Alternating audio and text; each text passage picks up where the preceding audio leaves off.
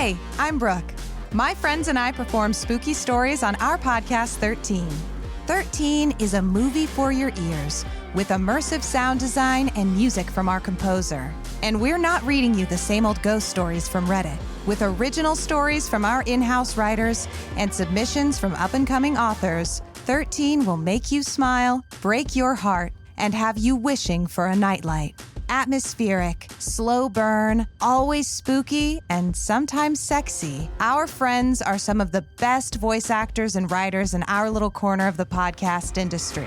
So if you want to find out why those figures in black keep meeting by the water just before dawn, why you should never sleep in a room with an empty chair, or why you hear faint music echoing from the abandoned mall, join us by following 13 wherever you're listening right now. That's 13, the word, not the number, all spelled out. Bridget Howard keeps asking for my teeth. Wherever you get your podcasts. The following podcast has coarse language and subject matter people might find disturbing. Listener discretion is advised. The day I called it my home was unlike any other day. You see, I had dreamed of this. This would be my life. I had already imagined the flowers I would plant in the front yard. I had planned what our first meal would be. I thought of New Year's Eve with friends, decisions about drapery, breaking dishes, making up after fights, and starting a family. I thought of the holes that would need patching and the pants that would need sewing. I thought of my house being full and then being empty. The evening light glowing through the windows to end each day, catching the steam from my tea. But then one day, I woke up and it was gone. No more drapery, no more front yard flowers. It was all different. In a blink, there were new noises and new faces that cycled over and over throughout the years, but this was my home. I became frustrated. I banged on the walls, moved their belongings. I told them to get out. I screamed and shouted as loud as I could, but not one of them could see me. Nobody could see me.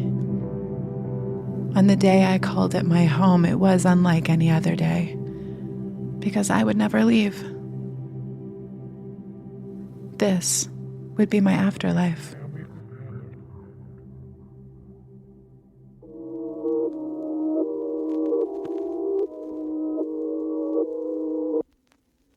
Welcome to the world beyond the veil. This is Geist.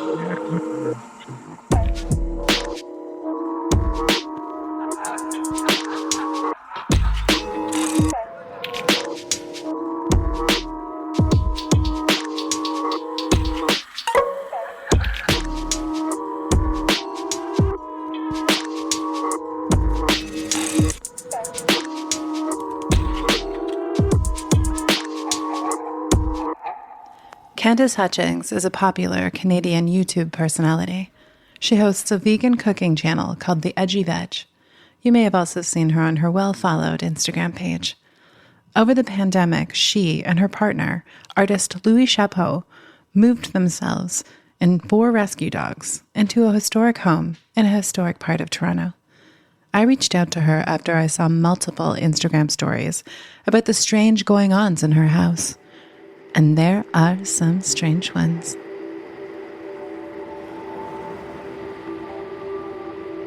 I definitely think that hauntings exist. I think I've always thought that hauntings existed, but I didn't know what that meant or what that looked like, and I was always a little bit skeptical until I moved in here. My house is definitely haunted. When I was younger, I only remember being afraid of the dark. I don't remember ever being comfortable in the dark as a kid. I don't know if that had to do with the fact that I was drawn to ghost shows from a very young age. I always lived in really old houses. I always had a lot of what I think now might have been night terrors or visitations, if you will, when I was younger. So there was always something in the dark with me, and I think that's where it started. I grew up in Germany, and I stayed with my grandparents a lot. I must have been, I don't even know how young, probably 5, maybe 6. And I'd be kind of like in and out of sleep, or something would have woken me up in the middle of the night or super early in the morning. And I would look up and there would just be this dark figure at the end of my bed. And it wasn't necessarily like horrifying or terrifying in any way, but the only way that I could describe the way that this male figure looked like was almost like a chimney sweep. He had kind of the floppy hat, and I would just lay there and look. I think I was uncomfortable, not necessarily like terrified right away, but I would, close my eyes or put my head under the blanket and look back up and see if he was there. And sometimes he was and sometimes he wasn't. I grew up in a super religious home, so I think that the duality that I grew up with, which is, there is lightness and there is darkness, I think I was just always very aware of that. So I wasn't necessarily told that these things weren't happening, but I also was too afraid to kind of tell my mother because I thought that she would go to a very dark place with it. And it wasn't until I was a lot older that I actually told her what was happening. But then nothing. I mean, I was living in condos. I wasn't really noticing much of anything, but nothing like this. Nothing like what's happening in my house now. So the house was built in 1880, that we know for sure. I live in one of those houses that was clearly a mansion, back in the day, that was split then into 3 or 4 houses. So I have my house, one on the left and one on the right, and it's very clear that they were all one house at one point.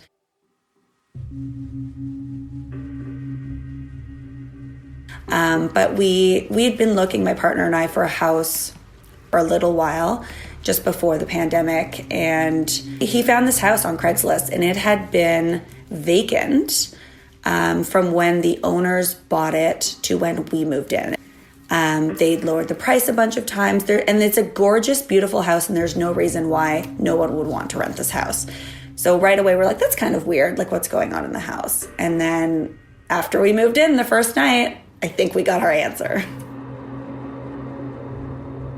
So we fell in love with the house. I mean, when I first saw the house, I made a joke about the basement. I called it the murder basement. It has this like chartreuse green colored floor, and it has a huge stain in the middle. And I just made this joke in passing in the basement when I was down there. And I always got I got a kind of a weird feeling, which is I think why I made that joke. Candice wasn't the only one getting strange vibes from the basement. Her partner Louis also noticed something. I've grown to be obviously a lot more settled in the house, but when we first moved in, for me specifically, the basement, like right out of the gates, there was just an unsettled energy that felt like it was emanating from down there, and like whether that was in my head or whatever it might have been. But when we first moved in, especially in the first, 2 weeks when all of the boxes were everywhere and the house was unorganized, there was like a pronounced feeling from downstairs that it just made me feel like uncomfortable. But I didn't think about it again until the night that we moved in.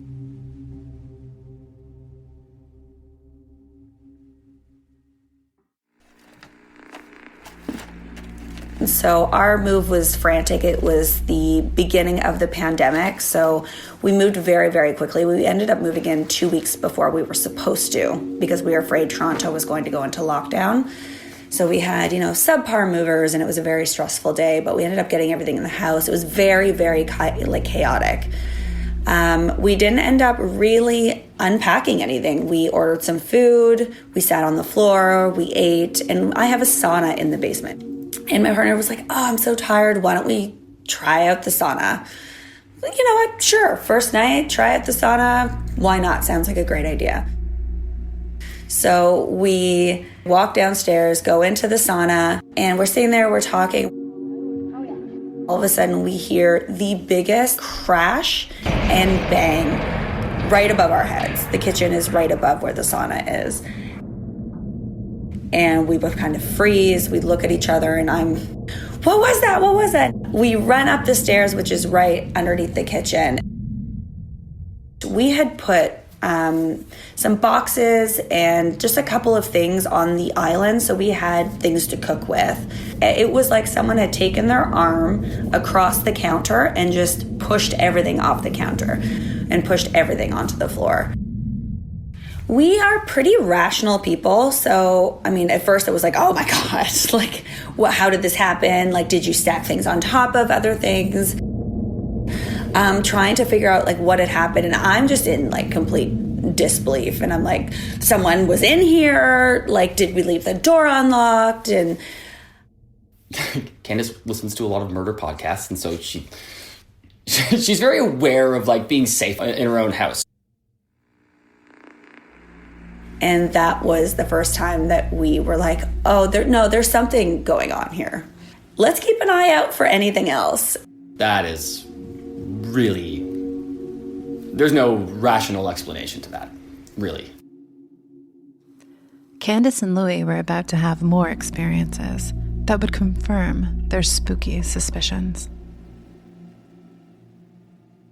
So in the same week, I would say maybe 2 or 3 nights later, and mind you, from, we'll call it the counter incident to this next incident, I definitely felt uncomfortable and I was not sleeping through the nights, and we were not unpacked, and we were slowly just trying to get things in order room by room, and we had chosen the bedroom first. So the second or third night we had put the bed together. Just with everything that had happened, and I was already getting these eerie feelings, I just wasn't sleeping well. I was getting frustrated, so I was reading a book, and I ended up kind of dozing off with the book on my chest. All of a sudden, the bed moves. And when I say the bed moves, it felt like, not on my side, but the foot of the bed on the opposite side that I was sleeping on, so the left side, it was as if someone picked up the corner and dropped it on the ground. I'm freaking out. I'm like trying to shake him awake. I'm like, the bed just moved, the bed just moved. And, I was like half asleep and I felt the bed move, but I was in that half dream state, she woke me up, she's like, hey, something moved the bed. I mean, we've all seen paranormal activity. Like, I'm thinking I'm getting dragged out of this bed while I'm trying to sleep in it. So I did not sleep the rest of the night. This creepiness that was resonating in their home started to affect other family members. Between, I would say, like 2 and 3:30 in the morning, the dogs, specifically Winston, would bark at corners or bark down the stairs. Our bedroom is in the attic, so it has a little attic window in a corner. It's a little nook, and he would stand at the foot of our bed and just bark into that nook. So it's a lot of uncomfortableness happening in that bedroom. They decided to take control of the situation. I just wasn't sleeping through the night, so we had heard if you talk to an entity that you're living with, sometimes they respect your wishes. So before bed, my partner would just kind of call out, because we have an open air bedroom. And there was actually, Candice was having really bad sleeps because she kept getting woken up at 3 a.m. by the dogs frantically growling and barking at a corner of the room that had a plant. And one night I yelled out, like, okay, enough is enough. Like, we'd like a good night's sleep. And that night, nothing happened. And the first night that we did that was the first night that I slept through the night. But the activity continued. So I would say after the bed moving incident, there wasn't a ton of like really loud, noticeable, I'm fearing for my life things that were happening throughout the house, but a lot of really tiny things. I would notice things, I would leave small things, whether it's trinkets or knickknacks or books even, in certain places, and then I would go back and look for it or go to get it, and it would be moved somewhere else. And my partner and I both collect antiques, and a lot of the time it was antiques, but more of the feminine ones, things that would have belonged to a woman, as opposed to what my partner collects, which is like war memorabilia. It would be pairs of things, like one would be moved and the other one wouldn't. There's these slow, deliberate footsteps that don't, like, it doesn't sound like a full weighted body. Like, it doesn't sound like someone is in the house, but it's footsteps in the house. It's kind of hard to explain, but it was very obvious that it was like, yeah, no, those are footsteps that are coming from 20 feet away from you. The first couple of times, again, we are very rational people. We're like, okay, it's the neighbors, they have kids next door. But we've come to realize what it sounds like when the neighbor kids are running back and forth or banging or even yelling or talking versus when it feels like it's right in the house. The lights in our house, which at first we thought was just an electrical issue, turning on and off without hearing any sort of light switch click. In the basement, they would flicker quite a bit, and I just got frustrated one day and I was like, okay, enough with the lights already, and then the lights stayed on. Most of the light things I try to explain away, but when things start moving, it's a bit harder for me to explain. This next part really weirded me out as I was sitting in their living room listening to this story. One other thing that I thought was really, really creepy. I mean, most people, I think, would. We have a lot of plants in our house, and we water them frequently. So we're constantly looking into the pots of these plants. And there is quite a large plant next to our bed. I noticed one day that there was a doll arm in the plant. Just like a rogue doll arm.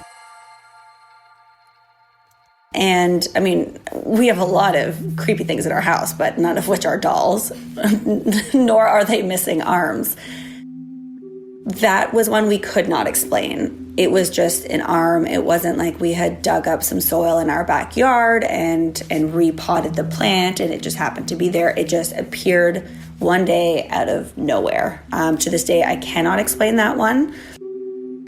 We, again, collect a lot of antiques. There's a lot of breakables. There's a lot of knickknacks. So people just generally do not bring their children here. It was the middle of a pandemic, so no one was going to anyone's houses. I made the joke when I first got it. I was like, is this some sort of threat? A disembodied arm? And I tried saging. That made it very angry. Every time I tried to burn any sort of sage or Palo Santo, it would act out again. Lights turning on and off, doll arms. So we learned fairly quickly that like saging is just not a thing that's going to be effective. In fact, it makes it worse. And this spirit continued to communicate. Candice was already sitting on the couch. I was coming into the room from the kitchen to sit down, and very clearly, as if someone had been standing sort of by our dining room table, I heard an old woman's voice go, "Hello." Like, we both heard it, but it took us a second, and we looked at each other like, did you just hear that?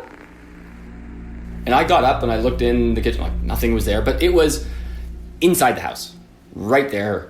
Like, audibly you can tell spatially where noises are coming from. Like, we both heard it, clear as day. Back door was closed, didn't come from the yard, didn't come from like the next door neighbors. It was someone standing right there. And it was a very pleasant, like, hello.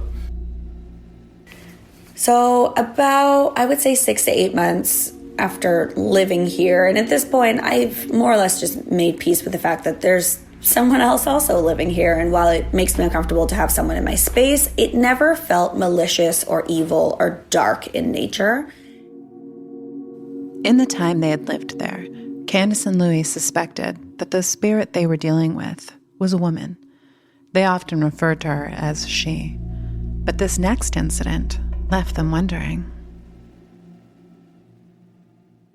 I was laying in bed and my partner Louis was downstairs. It was very, very early in the morning. All of a sudden, I heard a noise that I can only describe as a banshee cry, and like a guttural banshee cry or a banshee call. It was clear as day, and I thought at first maybe I was in and out of sleep, lucid dreaming, but as soon as it happened, I heard little footsteps kind of run up the stairs. And we both heard whatever the hell that noise was. Pretty much both yelled at the exact same time. I yelled, "What the hell was that?" Like, what was that? I fly up and I'm like, oh my God, you heard that too, because I'm thinking it's in my head. It was a dream. I'm lucid dreaming. This didn't actually happen. And he heard it from downstairs. And he said that it was coming from upstairs. And I had heard it right next to my head. Like, it sounded like it was someone standing over me and doing this like guttural, almost animalistic, but not. It was like human, but also animalistic, and like high pitched, but also low. To this day, that I still cannot explain. It wasn't the neighbors, it wasn't anything outside, because we both heard it coming from the same place, and it was so very clearly inside the house. I couldn't explain that away. There is one room in the house that Candice and Louie think may have some connection to the stir of activity. One of the rooms that I think is probably the most heavy in terms of a presence, or it's just very clear that there's something going on in that room, is what we call the fancy room. And it gets that name because, as I mentioned, we collect antiques. All of the furniture is more or less antique, but very old things in that room. Is decorated to be kind of like a cigar lounge, like a gentleman's cigar lounge, that sort of thing. That room, since the beginning, like I brought in most of my like collectibles and antiques as soon as we moved in, and as soon as we moved in, everything started happening. So whether it's connected to those or it's the house, it's kind of hard to parse those two. From the first day that I'd moved in, it felt heavy. It felt kind of like you're moving, the air felt kind of like you're moving through like a very thick soup. And some people feel it, other people don't. Most people do, though. They can tell right away that there's something about the room. The room itself, just to me, has like it's like a stress blanket. Like you walk in there to me, and there's just a dampening, and there's a closeness, and there's it does kind of feel like you're just being kind of like held, nostalgic, calming, comforting type of feeling. It's like it's more of a residual than it is a pronounced presence. And it's particularly quiet in that room, but it sounds so loud. Like that feeling that you get when you are in front of a speaker and your ears are just irritated.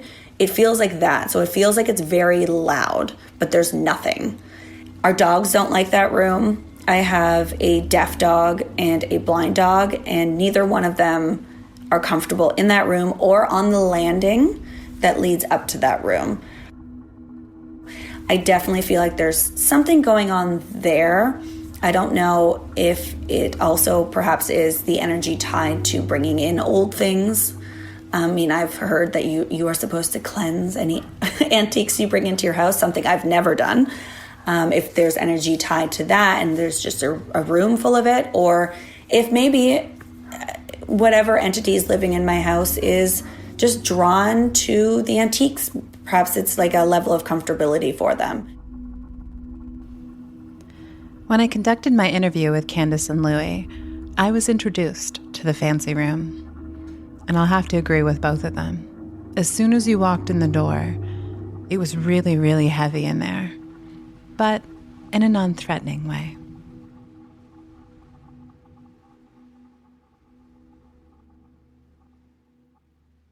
After living in the house for months, they decided they wanted to try and get some answers on their own, so they conducted a small paranormal investigation.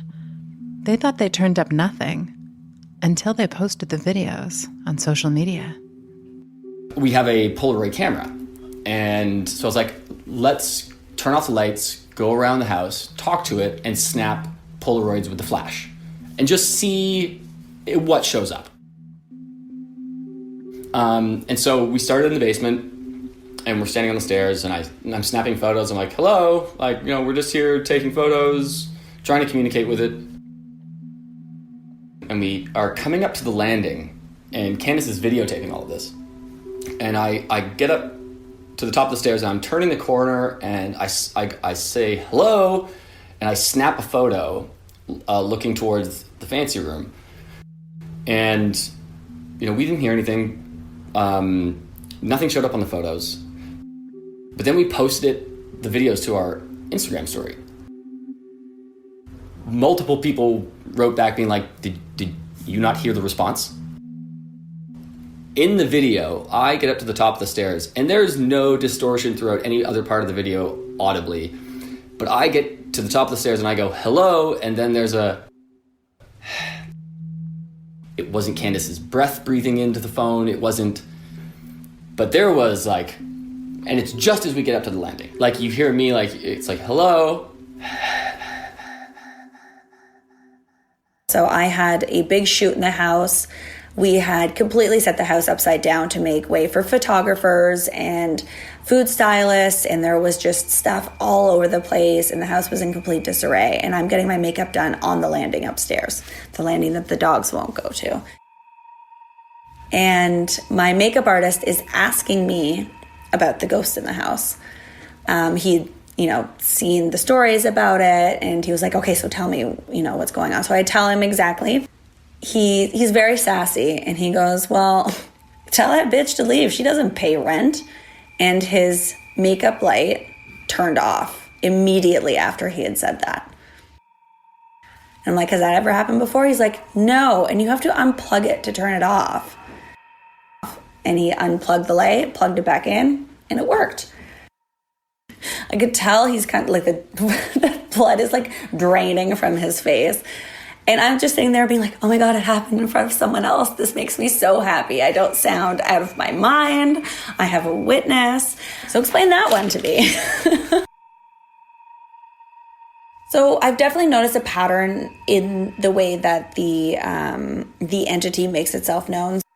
I don't think she likes change. So she was very, very active when we first moved in. It took us almost 4 weeks to fully unpack. She was very active when we were moving things around, moving furniture around. And then she's also very active when I'm here by myself. The most recent one was actually less than a month ago.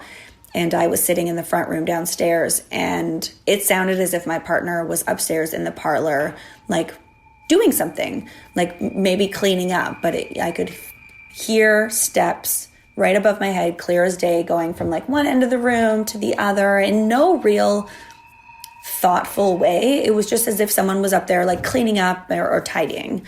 So there's a lot of that to go along with the lights turning on and off.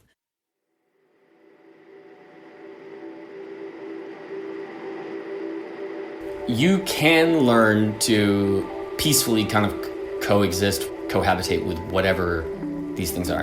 I'm a optimistic skeptic where we try to explain things away, but I do believe that human knowledge in general has barely even begun to not even scratch the surface of what life is and science and the cosmos. And there is most likely at some point going to be an explanation for all of this that, yes, maybe apparitions and the afterlife are very much a very real thing that science can explain, but right now they are outside of our realm of scientific mathematical explanations.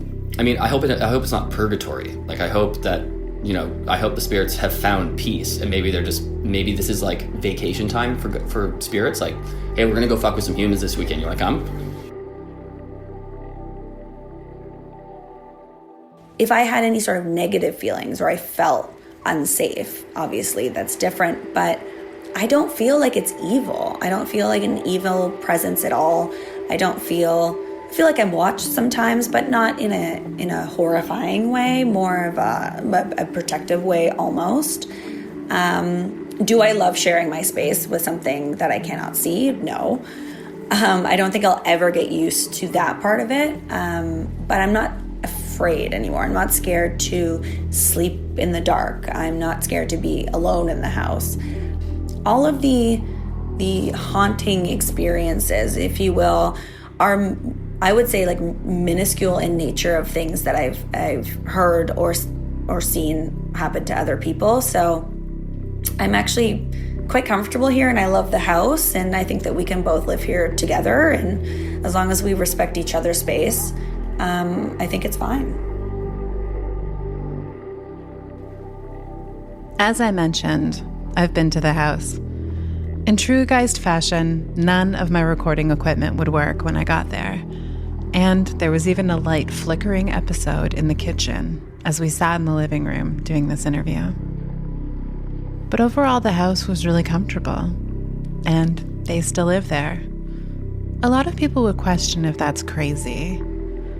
I don't think so.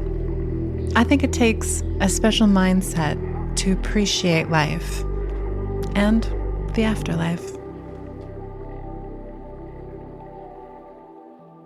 A very special thanks to Candice and Louie for sharing their story. If you have a sec, please subscribe, rate, and review us wherever you listen to your podcasts. It would mean a lot to us. Story submissions can be sent to hello.geist.podcast@gmail.com. Geist is written and directed by Danielle Matar. Original score and sounds by Beau Jensen. Episode mixed and mastered by Esker. Geist logo is by Jake Carruthers. Follow us on all social media platforms at Geist_podcast. Thank you so much for listening, and until next time, sleep tight. Now receiving frequency transmission.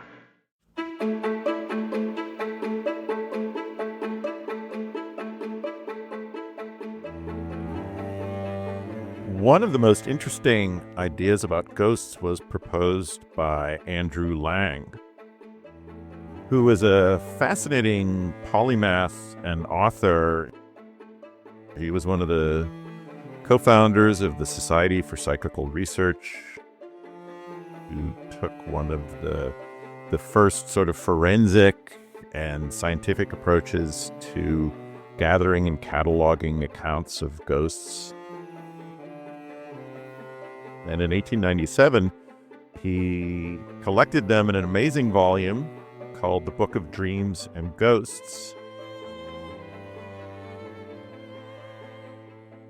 And in the Book of Dreams and Ghosts, Lang proposed the unique idea that ghosts may be the effect or the emanation caused by a dead person dreaming, and in effect projecting into the mind of those living. And that's a fascinating concept, that when you encounter what seems to be a ghost, you may actually be making contact with a dead person dreaming.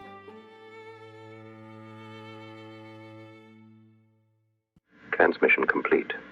Stay tuned to Spectrovision Radio. Stay.